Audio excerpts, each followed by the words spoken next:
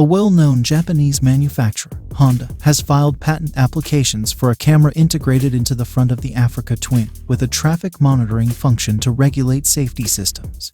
So keep watching. Now standard on many cars, safety systems that use radar technology are starting to be more and more frequent even on large-engined and rather high-end motorcycles, such as the BMW, Ducati, KTM, and the new Yamaha Tracer 9 GT Plus. This camera, positioned as can be seen under the front optical group, will not act as a real camera to record images or videos, but as an electronic eye to monitor what is happening around the bike with CMOS, CCD, and MOS sensors, the same used in smartphone cameras to capture light and analyze it. The camera is therefore able to understand if the bike in front is braking or if there is an obstacle.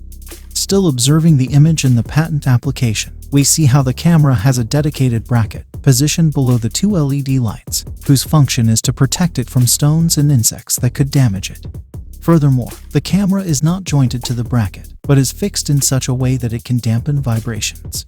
Apart from the integrated camera to ensure your safety, Honda recently filed patent application for a supercharger engine into the upcoming Africa Twin.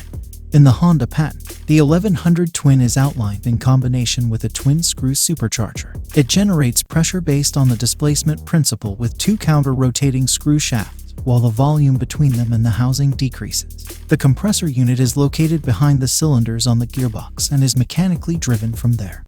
The intake air flows through a pipe system from the steering head area to the compressor. A bypass valve is integrated in the vertically rising pressure pipe to the intake area in order to release excess boost pressure if necessary. Two branched intake manifolds then lead down to the two cylinders.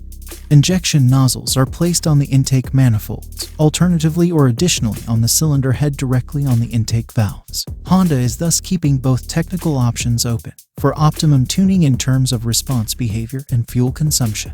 Since the screw compressor runs directly at the speed of the engine and delivers the same amount of air with each revolution, it is more suitable for consistently accumulating a lot of torque than for generating absolute peak power.